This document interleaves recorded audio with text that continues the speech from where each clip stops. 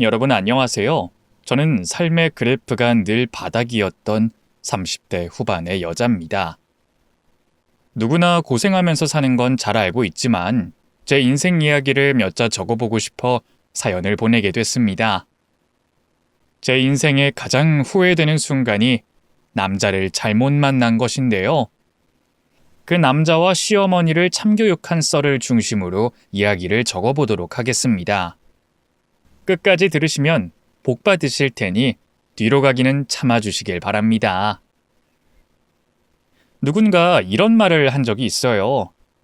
가난이란 아침에 일어나자마자 빚 갚으라는 전화를 받는 것과 치아가 아파도 치과에 가지 못하고 참는 것이라고 말이죠. 저는 이 두 가지가 모두 해당되는 가정에서 자랐습니다.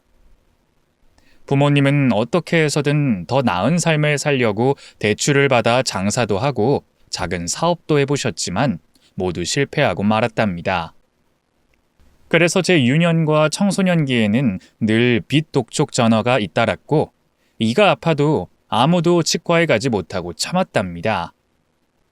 늘 빚에 허덕이는 저희 가정은 제가 고등학교 졸업을 하고 취업에 나간 지 10년 만에 빚에서 해방됐답니다. 부모님과 저, 세 사람이 온 힘을 다해 일해서 번 돈을 다른 데 쓰지 않고 오로지 빚을 갚는 데만 썼더니 가능한 일이었죠. 여하튼 제 나이 25에 가난에 겨우 벗어나서 부모님이 빚독촉 전화를 받지 않아도 됐고 오랫동안 미뤄왔던 치과에 가셔서 임플란트도 할 수 있었네요. 부모님은 빚을 다 갚은 후에는 대출 같은 건 절대 하지 않겠다고 다짐하셨어요. 남의 돈을 쓰면 얼마나 힘들어지는지 경험으로 알게 되셨으니까요. 그래서 그때부터는 식구들이 열심히 일해서 돈을 저축했습니다. 부모님은 노후를 위해 적금을 들었고 저는 저대로 미래를 위해 결혼 자금을 저축했답니다. 사실 빚을 다 갚을 때까지는 연애는 사치라고 생각하고 있어 한 번도 남자를 사귀지 못했습니다. 빚을 갚고 나서는 마음의 여유가 생겨서 그런지 이성에 눈길이 가고 관심이 가더라고요. 그러다 제가 다니는 작은 회사에서 선배 하나가 소개팅을 제안해줬습니다. 다른 중소기업 다니는 남잔데 성실하고 인물도 좋다면서 한번 만나보면 어떻겠냐고 말했죠. 그래서 좋은 기회가 찾아온 거라 여기고 그 남자를 만나보게 됐습니다. 키가 180cm가 넘는 데다 덩치도 있고 얼굴도 호감적으로 생긴 게 딱 제 마음에 들었어요.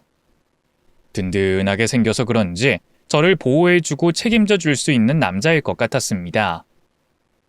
그 남자도 제가 마음에 들었는지 소개팅 날 이후로 애프터 신청을 해서 여러 번 만나게 됐어요.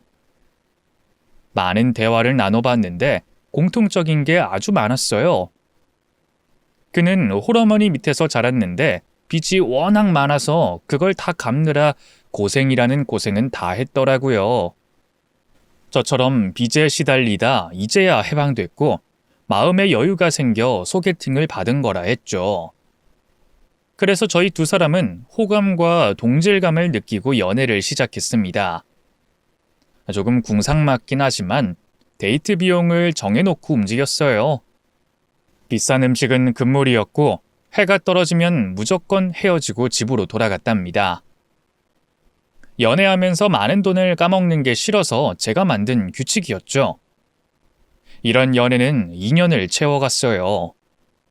제 나이 32이고 남자친구 나이가 35이 돼 미래에 대한 이야기를 나눴는데 그가 결혼을 해서 같이 돈을 모으고 더 나은 삶을 살면 어떻겠냐고 프로포즈를 했는데 저는 아직까지 결혼은 먼 나라의 이야기로 느껴져서 거절했죠. 이대로 연애만 쭉 해도 좋을 것 같았거든요. 그런데 프로포즈를 받은 이후로 저도 모르게 결혼에 대한 갈망을 느꼈답니다.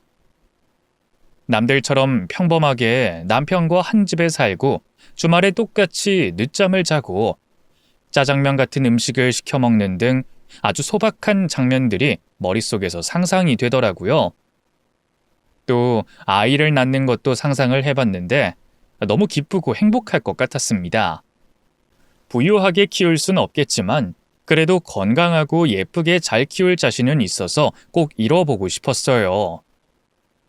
그렇게 결혼에 대한 부정적인 생각이 사라지자 남자친구가 다시 프로포즈를 했을 때 덥석 받아들이겠다고 대답했어요. 그이는 제 반응에 놀라면서 아주 많이 기뻐했답니다. 승주야, 진짜 나랑 결혼할 거야? 내가 잘못 들은 거 아니지? 자기 뭐야? 프로포즈 해놓고 내가 결혼하겠다니까 당황한 눈치네? 자기 빈말로 나한테 결혼하자고 한 거야? 아니, 나야 당연히 승주 너랑 결혼하고 싶지. 그런데 전이랑 반응이 많이 달라서 놀랐어.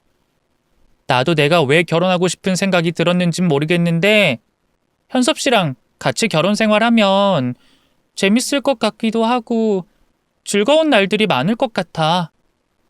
그래서 자기만 믿고 결혼해 볼 생각이야. 그렇게 대답했더니 남친은 부족한 자신을 받아줘서 고맙다며 고생시키지 않겠다는 말은 못하겠지만 불행하게는 만들지 않겠노라 약속을 해줬습니다. 그래서 저희는 양가 부모님을 찾아뵙고 인사를 드렸어요. 2년 동안 인사를 드린 적이 한 번도 없었는데 결혼을 결심하고 나서야 찾아뵙게 됐죠. 먼저 친정 부모님께 남친을 인사시켰는데 아주 흡족해 하시며 허락해 주셨어요. 성실함과 예의가 배어있는 사람이라 그런지 저를 굶길 일은 없겠다고 말씀하셨답니다. 그리고 예비시댁에 찾아가 어머님을 처음 뵙게 됐는데 인상은 좋은 편도 나쁜 편도 아니었어요. 무표정한 얼굴로 저의 가정이 어떤지, 직업은 무엇인지 여러 가지 호구조사를 하셨는데 아무래도 마음에 들지 않으셨는지 한숨을 푹푹 쉬시면서 한탄스러운 말씀을 하셨답니다. 현서봐, 결혼할 여자는 가난하지 않으면 좋겠다고 한 내 말을 귓등으로 들은 거냐? 얘 말을 들어보니까 우리보다 더 못 사는 집 같구나. 아이 엄마, 아직도 부잣집 타령이야? 승주 앞에서 이런 말하긴 뭐한데 내가 특별한 것도 아닌데 어떻게 부잣집 사이가 되겠어. 그리고 비슷한 사람끼리 만나야 잘 산다는 말 몰라? 엄마, 난 승주를 진심으로 평생의 동반자로 생각하고 사랑하고 있다고. 그러니까 괜한 말로 승주한테 상처 주지 말고 기분 좋게 허락해줘. 아유, 네가 그렇게 말하니 내가 더는 뭐란 말을 못하겠다. 그래, 결혼해라. 대신 나중에 엄마한테 왜 결혼 말려주지 않았냐고 따지지 마라. 나중에 분명 후회하는 날이 올 테니까. 엄마 끝까지 그러시네. 우린 결혼해서 남부럽지 않게 잘 살 거거든. 둘이 열심히 벌어서 좋은 집도 사고 좋은 차도 사서 멋지게 살 거야. 그러니까 괜히 콧밭들이는 소리 하지 마. 저는 두 모자의 말을 가만히 듣다가 기분이 나빠질 것 같다가도 남친의 방어막이 되어주는 말에 풀렸습니다. 그래서 이 남자와 결혼하면 언제든 내 편이 되겠구나 싶은 생각이 들어서 흔들리지 않았답니다. 그렇게 어머님한테도 결혼 승낙을 받게 되고 3주 뒤에 상견례를 하게 됐어요.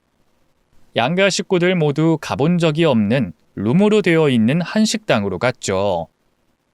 비싼 돈을 주고 밥을 먹는 게 거의 처음 있는 일이었답니다. 친정 부모님과 예비 시어머니는 차례대로 나오는 음식을 맛있게 드셨어요. 결혼 이야기는 식사를 마치고 하실 생각이었는지 음식에만 집중이 된 채로 시간이 지나갔습니다. 이윽고 모든 음식을 다 드시고 배를 채우셨을 때 신혼집과 혼수에 관한 대화를 나누셨답니다. 먼저 시어머니가 통보하듯이 두 손을 들고 말씀하셨어요. 저기 사돈들, 저는 가진 게 하나도 없습니다. 애들 결혼에 보태줄 수 있는 게 없으니 그런 줄 아세요.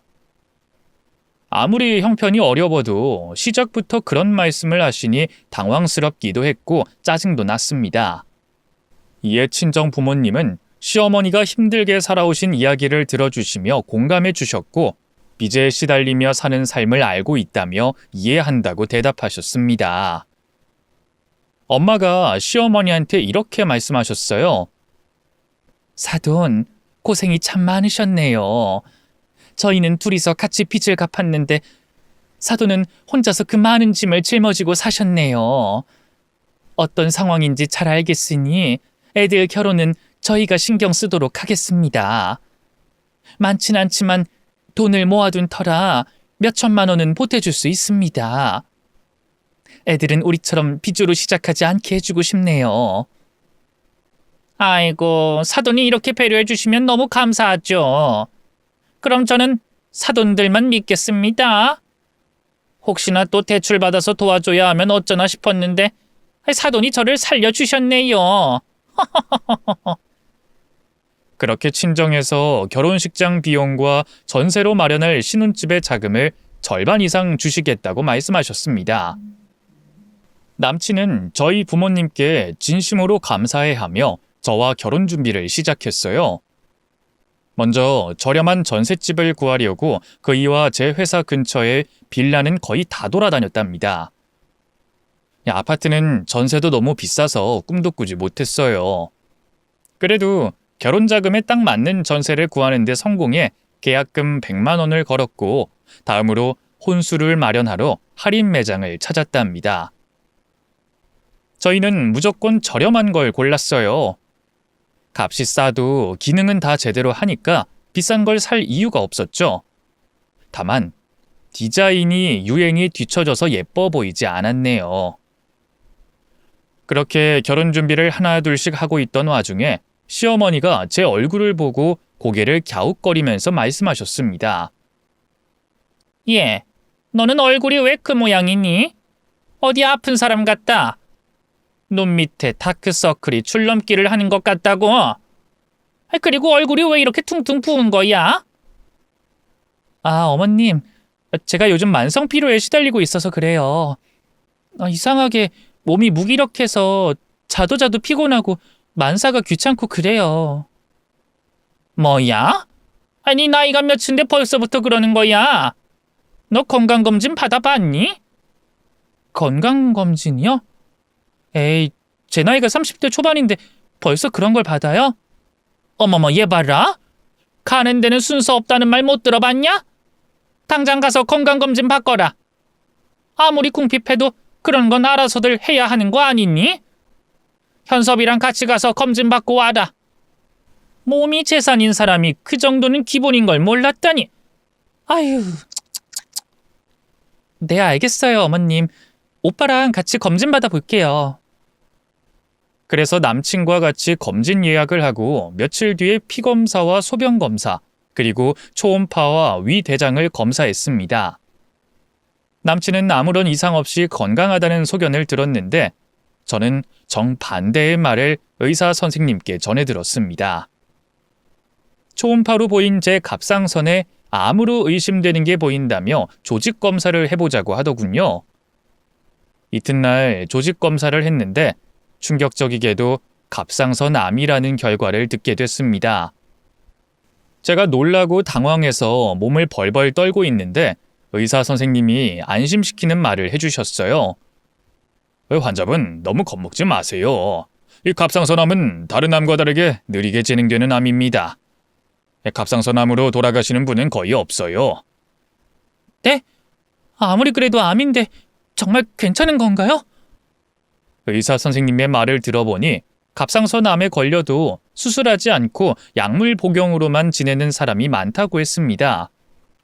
오히려 수술하면 좋지 않다는 말들이 있어서 수술을 권하지 않는 의사도 있다고 하더라고요.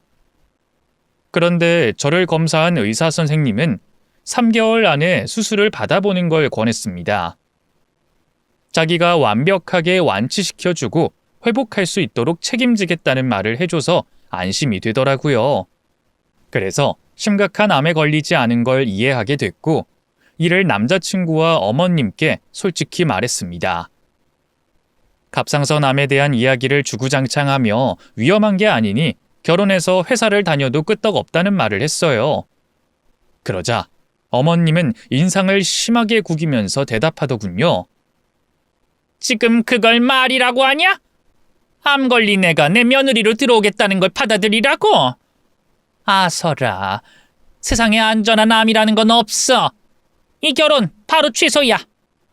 내 아들을 암 걸린 애한테 줄 수 없다. 현섭이 너 여러 말 말고 당장 승주랑 헤어져. 아니 엄마 지금 뭘 들으신 거야? 갑상선 암은 다른 암이랑 다르다잖아. 그리고 승주는 이제 겨우 2기래. 생존 확률이 90% 넘는다잖아. 일상생활도 가능하고 말이야. 그런데 뭐가 문제야? 야, 90%가 생존한다는 건 나머지 10%는 운 없게 죽는다는 거잖아. 얘가 90%에 속할지 10%에 속할지 어떻게 알아? 너 괜히 호적에 흠 생기게 하지 말고 여기서 끝내라. 가진 것도 쥐뿔도 없는 애가 몸뚱아리도 왜 이 모양인지 모르겠네. 어머님이 저에게 비수를 꽂으며 말씀하시자 저는 할 말이 없어 고개를 숙이고 가만히 있었습니다. 그런데 남친이 계속해서 저와 결혼하겠다고 언성을 높였고 허락해주지 않으면 어머님 얼굴을 안 보고 살겠다고 강한 의지를 보여줬습니다. 저는 이러지도 저러지도 못하고 죄인이 돼 고개만 숙인 채 눈물을 질질 흘리고 있었죠. 남친은 저를 데리고 밖으로 나가 다짐의 말을 해줬습니다. 승주야, 걱정하지 마. 무슨 일이 있어도 난 너 놓치지 않을 거야. 엄마가 하는 말은 그냥 무시해버려. 알았지? 오빠, 진짜 괜찮겠어? 어머님 말씀대로 내가 어떻게 될지 모르잖아. 어떻게 된다니? 엄살 좀 부리지 마. 우리 회사에도 갑상선 암 수술한 직원이 있는데 지금 멀쩡하게 일만 잘해. 별거 아니니까 심각하게 생각하지 말자. 내가 약속할게. 승주 너를 끝까지 책임질 거야. 현섭 씨, 고마워. 그럼 난 자기만 믿고 결혼 준비 계속한다? 수술은 결혼식 올리고 하도록 할게.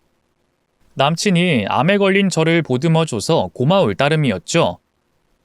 한편 친정에서는 제가 갑상선암에 걸린 게 자신들 탓이라며 심하게 자책했습니다. 어려서부터 고생만 하고 살았으니 이렇게 암까지 걸렸다며 세상에 자기들 같은 부모는 없을 거라며 많이 슬퍼하셨답니다. 승주야, 엄마가 미안하다. 너를 더 나은 환경에서 키웠어야 했는데 가난을 되물림해서 네가 고생하며 살아서 몸이 망가진 게야. 입이 10개라도 미안하다는 말밖에 해줄 말이 없구나. 진심으로 미안하다 우리 딸. 엄마, 내가 갑상선암에 걸린 거랑 엄마 아빠랑 무슨 상관이야. 의사 선생님이 그러는데 젊은 여자들한테 자주 발견되는 암이라고 그랬어. 엄마, 부잣집 딸내미들도 걸리는 병이라고. 그러니까 괜히 오버하지 마. 그리고 현섭 씨가 무슨 일이 있어도 날 책임지겠다고 했어. 죽는 그날까지 곁에서 지켜준다고 약속했단 말이야.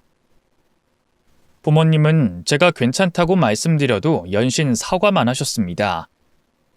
부모 잘 만났으면 이런 아픔을 겪을 필요가 없었을 거라며 크게 상심하셨죠.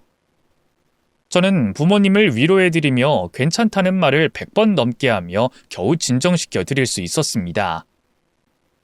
저는 수술 전까지 약을 복용하기로 했어요. 그런데 이 만성 피로와 무기력은 쉽게 가시지 않더라고요. 아무래도 수술을 꼭 해야만 할 것 같았습니다. 그래서 결혼식까지 기운을 내보기로 결심해서 휴일에도 집 밖을 나와 억지로 산책도 하고 조깅도 했답니다. 한편 남자친구는 결혼 전 끝내야 할 회사 일이 있다며 주말에도 출근했어요. 어느 날 일요일 낮에 조깅하고 있었는데 열심히 달리다가 남친의 모습을 발견했습니다. 분명 30분 전에 전화했을 때 회사라고 했는데 어느 카페에 앉아 여자와 대화를 나누고 있었답니다. 옷을 차려입은 걸 보니 중요한 사람을 만난 것 같았어요. 그리고 입가에 미소를 보니 바람을 피우고 있다는 걸 확신하게 됐네요. 저는 바로 남자친구에게 따지려고 카페 안으로 들어갔습니다. 그리고 가까이 다가가 그이에게 물었습니다. 현섭 씨, 오빠, 여기가 회사야? 이 여잔 누구야? 갑작스러운 저의 등장에 남친은 놀라서 비명을 지르며 대답했습니다. 깜짝이야. 승주, 네가 여긴 웬일이야? 집에서 쉬고 있어야 하는 거 아니야? 지금 그게 중요해? 나한테 회사 간다고 거짓말하고 여기서 여자랑 히히덕거리는 이유를 해명해야 하지 않겠어? 제 물음에 남친은 한숨을 크게 내쉬며 자리에서 일어섰습니다. 그리고 밖에 가서 얘기하자며 저를 끌고 나가려고 했어요. 그래서 전 언성을 높였답니다. 이거 놔! 저 여자랑 무슨 사이길래 이렇게 오버하는 거야? 여기서 말해봐! 그래, 여기서 말할게. 승주야, 우리 헤어지자. 아무래도 우리 엄마 말 듣는 게 낫겠어.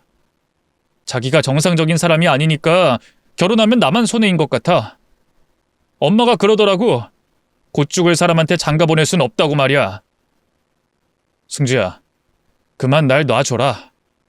내가 가진 것도 없는데 너처럼 언제 세상 떠날지 모르는 여자랑 살 수 없어.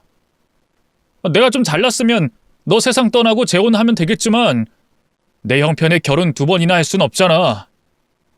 나 어렵게 결정하고 여기 앞에 있는 분과 선보는 거야. 이제 내 맘 고백했으니까 그만 헤어져 줄래? 남자친구의 말이 끝나자마자 저도 모르게 손이 나갔습니다. 그 이에 귀싸대기를 세게 날려버렸어요. 현섭씨, 어떻게 나한테 이럴 수가 있어? 날 끝까지 지켜준다며. 어머님이 뭐라 하건 신경 쓰지 말고 자기만 믿으라며. 그런데 그 말 한 지 일주일도 되지 않아서 맞선을 본다고? 진짜 어이없어. 제가 소리까지 지르자 맞선녀가 조용히 가방을 챙겨 나가버렸어요.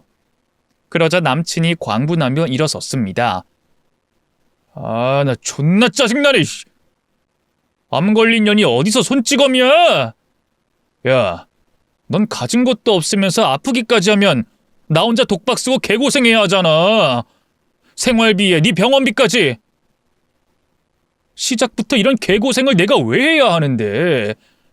엄마 말대로 어차피 죽을 년한테 잘해봤자 무슨 소용이냐고. 오늘 너 때문에 망쳤잖아. 지금 나간 여자가 어떤 여잔 줄 알아? 바로 이 건물 주인 딸이라고. 어렵게 자리 마련했는데 네 년이 다 망쳤단 말이야. 넌 단순히 암에 걸린 게 아니라 내 인생의 암적인 존재였네. 이제야 알겠다. 하늘이 너랑 결혼 말리려고 네 년한테 암을 준 거라고. 그 막말에 바로 귀싸대기를 다시 날려버렸어요. 한두 대로 제 분노가 없어지지 않을 것 같아 여러 대의 뺨을 날리고 또 날렸죠.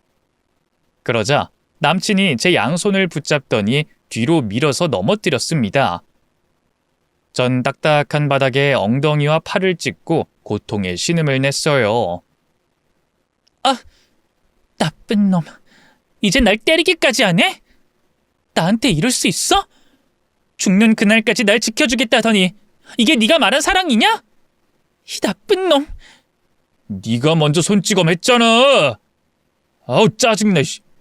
됐어. 이제 더러운 꼴 그만 보고 각자 인생 살자. 너나 나나 지금 이 순간에 화해하고 결혼할 수 있겠냐? 다 없던 일로 하고 쪽 내자고. 에이, 재수 없으려니까. 암 걸려 돼질년이 대가리가 돌아서 내 맞선 자리를 망치고 연병이야. 다른 돈 많은 여자랑 선을 어떻게 보냐고. 그이가 욕설을 내뱉고 카페에서 나가려 하자 아직 끝나지 않았으니 기다리라고 소리를 질렀습니다.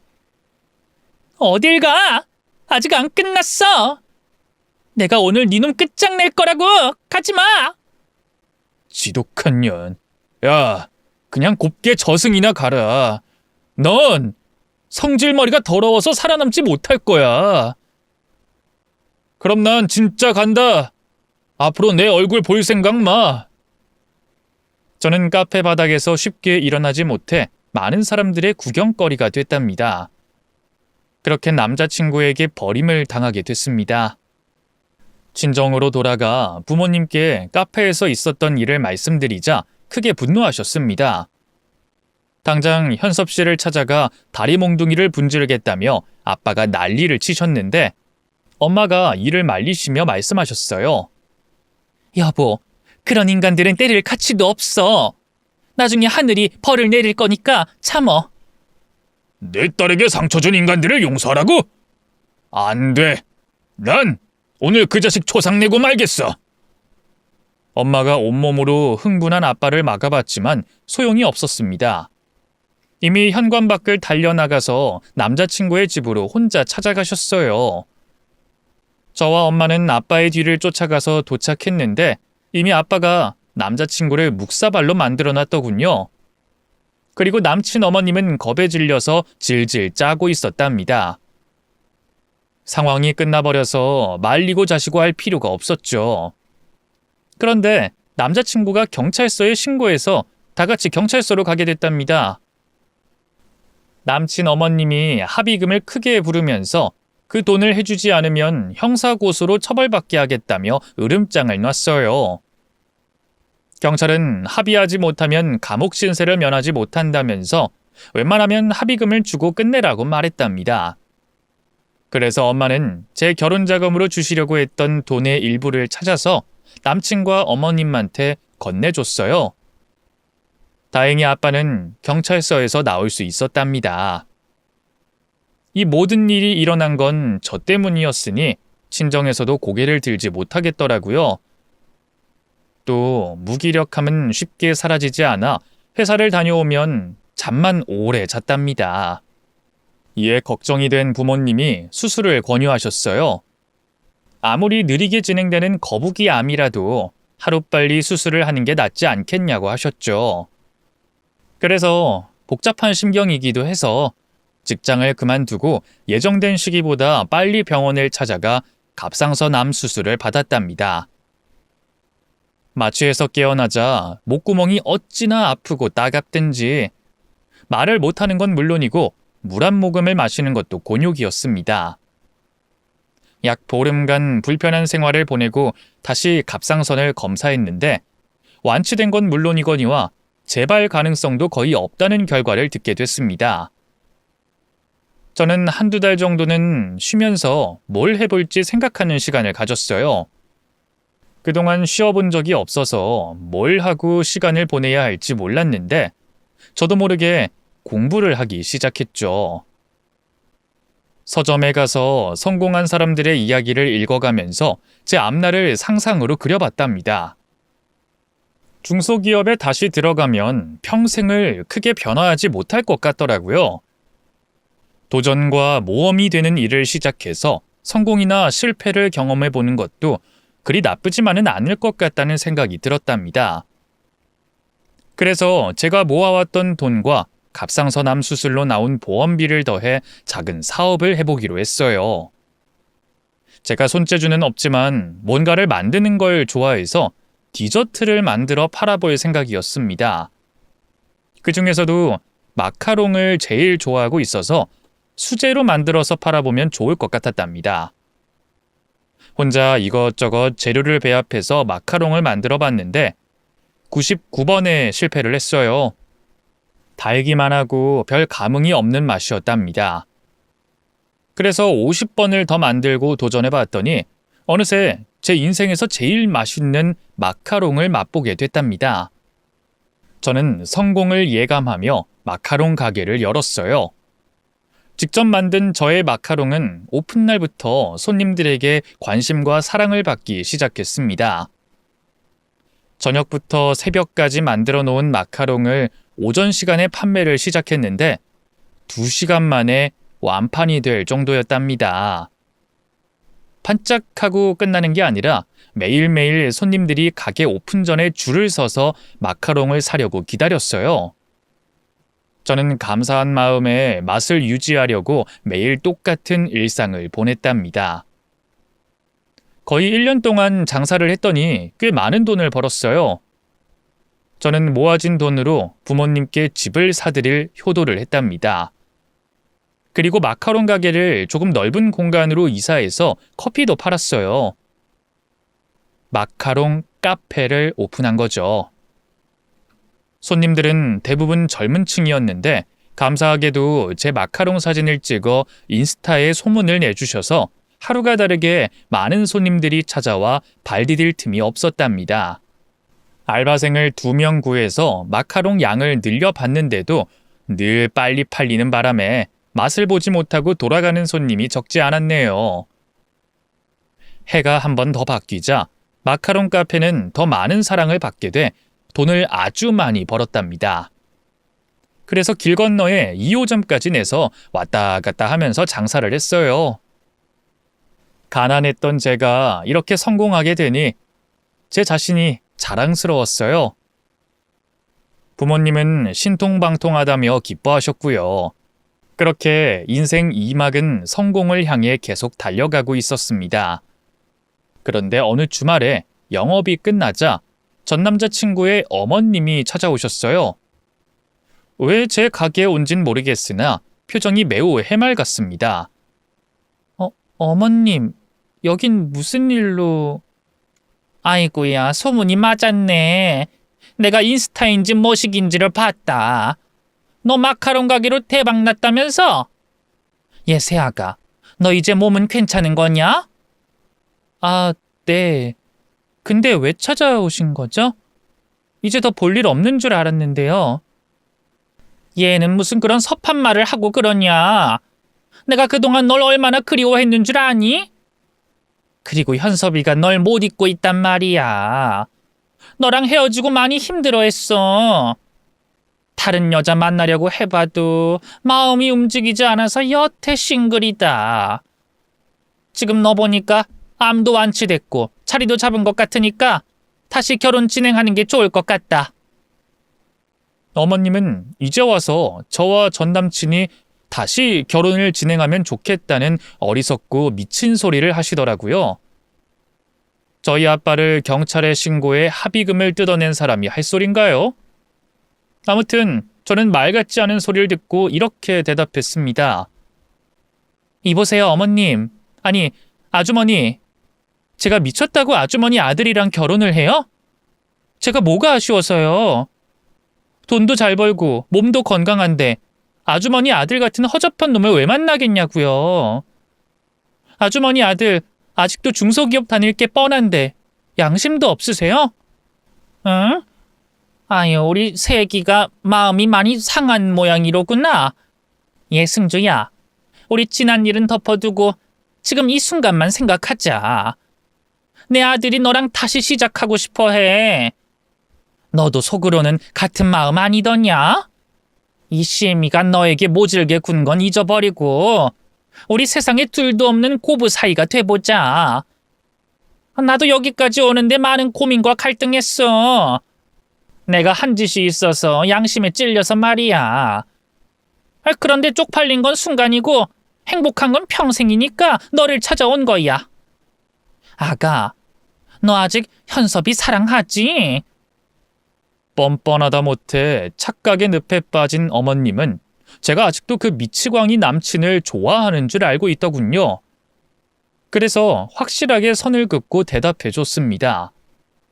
아주머니, 저 결혼할 남자 있어요.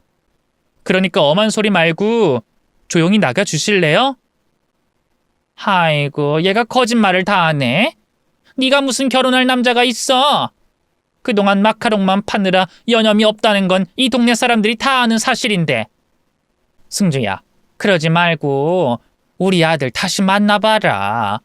내가 2 팔 벌려 널 며느리로 받아줄 테니 우리 한 식구가 돼보자고. 제가 왜요? 아주머니, 죽을 사람한테 장가를 왜 보내냐고 했던 거 기억 안 나세요? 제가 수술받아 완치되고 돈까지 잘 버니까 이렇게 태도가 달라진 것도 웃겨 죽겠네요. 다 나았으니까 돈도 잘 버니까 결혼하자고요? 아줌마, 진짜 양심이라는 게 손톱에 때만큼도 없으시나 봐요. 제가 눈을 부라리며 말했더니 어머님은 표정이 굳어지셨어요.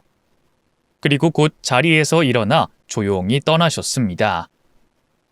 이 정도면 알아들었으니 다시 오지 않을 줄 알았는데 이튿날 자기 아들을 데리고 같이 왔답니다.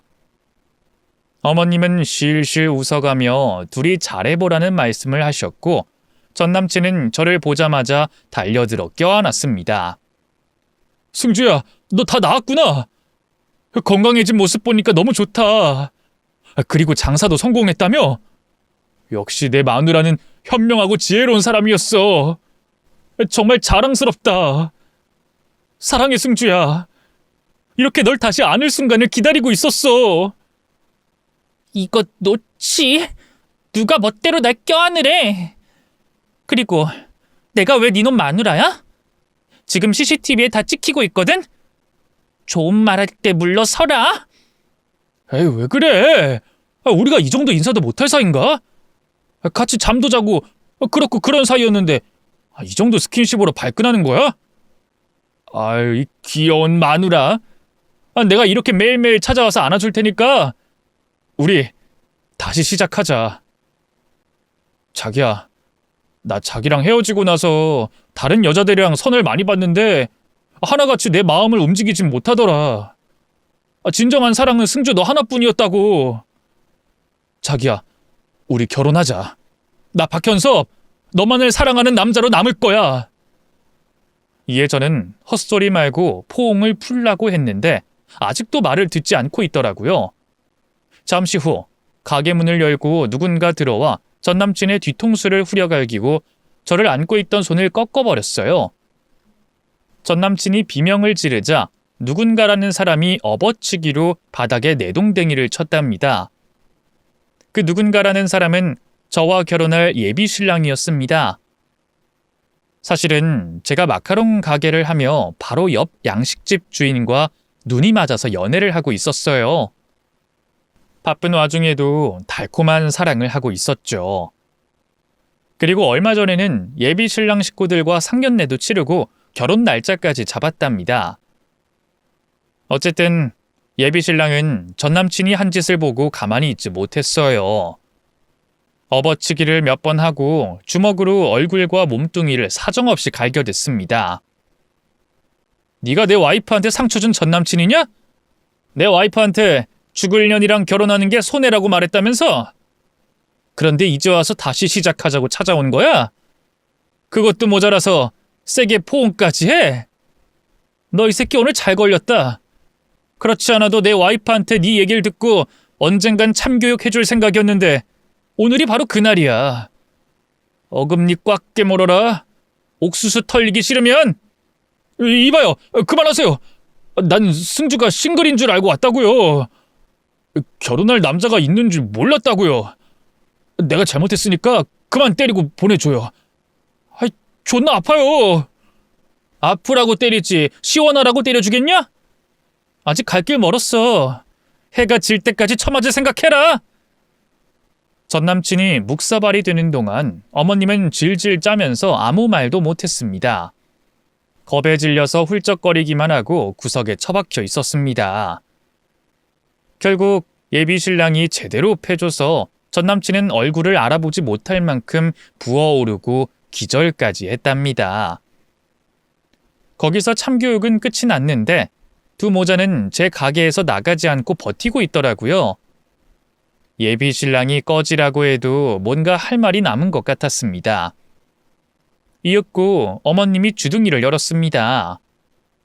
사람을 이렇게 패고 무사할 줄 알아? 우리 경찰에 신고해서 니놈 콩밥 먹일 거야. 그게 아니면 막대한 합의금 요구할 거고. 그러자 예비 신랑이 깔깔 웃으며 대답했습니다. 그래요. 신고하세요, 아줌마. 댁 아들이 내 와이프 억지로 껴안은 거 아시죠? CCTV에 찍혔으니까 추행죄로 잡혀가면 되겠네요. 요즘 여자 잘못 건드린 범죄가 얼마나 무서운지 모르나 본데 아줌마 아들 사진 내가 인터넷에 뿌려버리고 감옥에 가려니까 어떻게 되는지 봅시다. 뭐라고? 이 나쁜 자식. 그것 때문에 내 아들을 산송장으로 만든 거야? 아이, 분해. 분하면 경찰 부르라니까. 아줌마, 난 겁낼 게 없어요. 이 일이 소문나면 난 멋진 남편으로 알려질 거고 댁 아들은 더러운 추행범으로 여길 거라고. 신고하는 게 무서워요? 그럼 내가 직접 해줄게. 기다려봐. 잠깐. 우리 여기서 있던 일은 없던 일로 합시다. 나랑 내 아들이 조용히 갈 테니 그쪽도 가만히 있어요. 괜히 승주 찾아왔네. 성공했다 그래서 한몫 단단히 챙길 줄 알고 왔더니 이게 무슨 꼴이야? 야, 현서봐, 그만 가자. 합의금이라도 받을 줄 알고 가만히 있었는데 그것도 안 되겠다고. 그러고 보니 전 남친 어머니는 저희 아빠가 그를 패대기 칠 때와 오늘 예비 신랑이 자기 아들을 패대기 치고 혼쭐 내주는 동안 가만히 구경만 하고 있었네요. 겁에 질려서 그런 줄 알았는데 모두 합의금을 받아 챙기려고 가만히 있던 것 같더라고요. 궁핍한 생활에서 목돈이 생길 기회가 없으니 이런 식으로 돈을 노리면서 지내왔나 봅니다. 여하튼 전 남친과 어머님은 예비 신랑에게 제대로 참교육을 받고 떠났답니다. 이전에 복수하고 싶었는데 제대로 해준 것 같아서 그이에게 무척 고마웠어요. 그리고 얼마 뒤 저와 예비 신랑은 결혼식을 올리며 백년가약을 맺었습니다. 제가 전 남친에게 버려지지 않았더라면 놓쳤을 사람인데 이렇게 인연이 돼 진심으로 하늘과 땅에 감사했고 세상 만물 모든 것에 고마웠습니다. 고급 아파트에 신혼집을 차려 알콩달콩 지내기 시작했는데 2달 만에 2세를 가졌다는 소식을 병원에서 듣게 됐습니다. 갑상선 검사를 받으러 간 건데 의사 선생님이 아무래도 임신이 예상된다면서 산부인과를 가보라고 했답니다. 그리고 쌍둥이를 임신했다는 아주 기쁜 소식을 전해 듣고 깡충깡충 뛰면서 나왔네요. 이 소식을 바로 남편과 시댁 그리고 친정 부모님께 알려드렸더니 다들 기뻐서 춤을 추며 파티를 열어주셨습니다. 온 식구가 모여 닭백숙을 먹고 임산부에게 좋다는 보양식을 여러 가지 해주시며 최고의 만찬을 즐겼습니다. 그리고 9달 뒤에 만삭이 됐어요. 어느 날 남편과 산부인과에 가서 아이들이 건강한지 진찰을 받으러 갔는데 거기서 전 남친을 만났습니다. 새로 만난 여자와 결혼을 했다며 저희 부부에게 인사를 하더라고요. 승주야, 임신 중이었구나. 배가 많이 불렀네. 형씨, 전엔 신뢰가 많았어요. 내가 그땐 미숙하고 어리석었던 것 같아. 우리 그날 일은 화해합시다. 자, 악수. 악수 같은 소리 하네. 너 산부인과에서 돼지게 맞고 싶냐? 아가리 닫고 네 마누라 진료받으면 조용히 꺼져. 전 남친은 머쓱한 표정을 지으며 악수하려고 내민 손을 얼른 집어넣더라고요. 그리고 진료를 마치고 나오는 전 남친 아내를 저희에게 소개했답니다. 마침 저기 나오네. 승주야, 형씨. 내 마누라 엄청난 갑부야. 나중에 애기 낳으면 나한테 사업 차려준다고 했다고. 장인이 알아주는 투자자라서 돈이 넘치도록 많다더라. 전 남친이 마누라 자랑을 늘어놓는데 제 남편이 그 여자를 보고 깜짝 놀라며 말했습니다. 너 박성경 아니야? 우리 엄마 친구 딸이잖아. 너희 집 얼마 전에 쫄딱 망했다고 들었는데? 네 아버진 빌린 돈 못 갚아서 감옥 갔잖아. 하루아침에 거지 됐다는 소식 들었는데 그래도 결혼해서 애까지 가지고 잘 지내나 보네? 제 남편 이야기에 여자는 고개를 숙이고 아무 대답도 하지 못했고 전 남친은 그런 자기 마누라에게 이 말이 맞는지 확인하더군요. 뭐야, 성경아? 이게 다 무슨 소리야? 너희 집 재벌이 울고 갈 부자라고 했잖아. 내가 너 이혼녀인 거 알면서도 결혼을 결정한 건 너희 집이 그만큼 부자라서 한 거라고. 그리고 장인어른은 외국에 장기 출장 갔다고 했잖아. 그런데 이게 다 무슨 말이야? 사기죄로 감옥에 갔다니. 빨리 말해봐. 이 남자 말이 맞는 거야? 자기야, 그게 실은 맞아. 자기 만나기 전에 쫄딱 망했어. 그런데 임신하는 바람에 거짓말을 좀 했어. 뭐야? 그럼 너 진짜 알거진 거야? 아이, 돌아버리겠네. 임신한 여자를 버릴 수도 없고. 아우, 승질내. 자기야, 화났어? 그래도 어떡해. 우리 꼬물이가 있는데. 자기 나 버리지 않을 거지? 우리 계속 부부로 사는 거지? 몰라. 진료 끝났으면 빨리 집이나 가자. 전 남친은 실컷 자랑하다가 제 남편이 망신살을 주니 세상에서 제일 못생긴 얼굴로 구겨가며 화를 내고 사라졌습니다. 저와 남편은 그 모습을 보고 박장대소를 했고요. 속이 어찌나 시원하던지 제대로 벌을 받은 것 같아 몸이 깃털처럼 가벼워지는 기분이었습니다.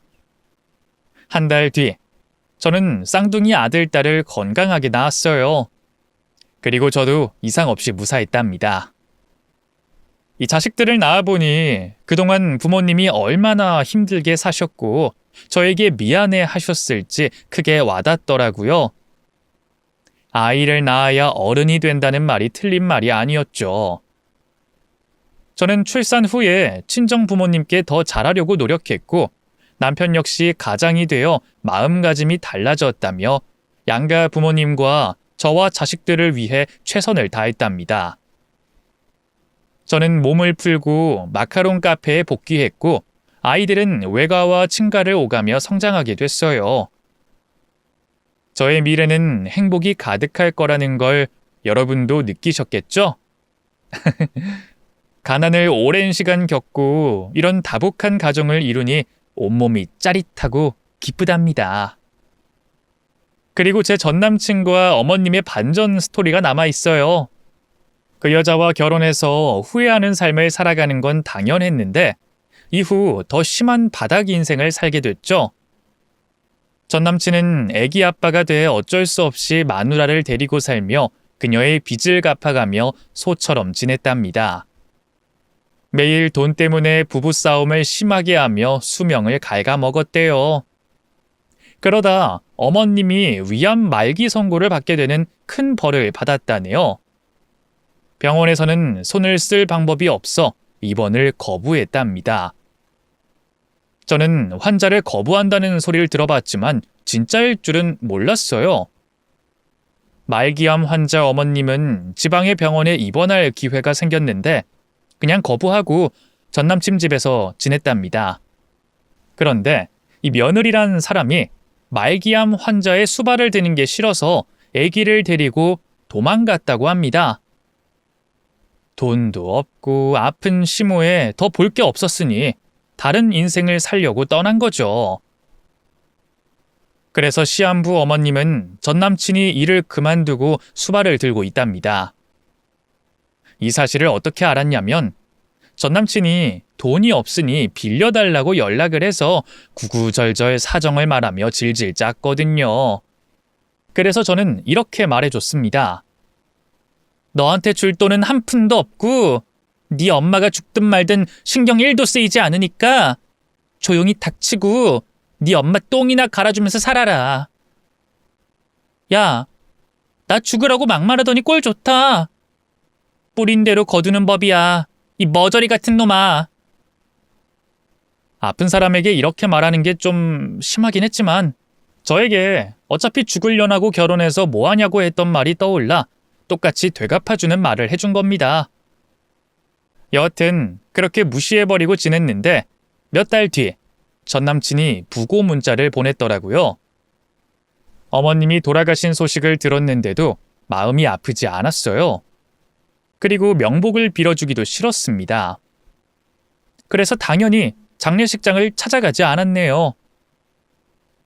전남친은 그날 이후로 어떻게 지내는진 모르지만 아마 지금도 바닥 인생을 기면서 살고 있을 겁니다.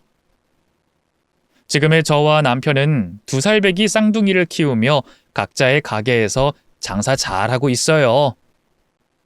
매출은 날이 갈수록 늘고 있어서 저는 내년에 마카롱 카페를 3호점까지 늘릴 계획이랍니다. 지금 이 시간에 쌍둥이를 보고 계실 친정 부모님께 저를 잘 키워주셔서 고맙다는 말을 남기고 사연을 마칠까 합니다. 엄마, 아빠, 가난은 죄가 아니에요. 그리고 전 마음만은 항상 부자였어요. 엄마, 아빠가 주신 사랑 덕분에 늘 행복했답니다. 사랑해요. 여러분, 모두 행복하시고 저처럼 효도를 많이 못한 분들은 같이 효도하면서 살아가도록 해요. 감사합니다.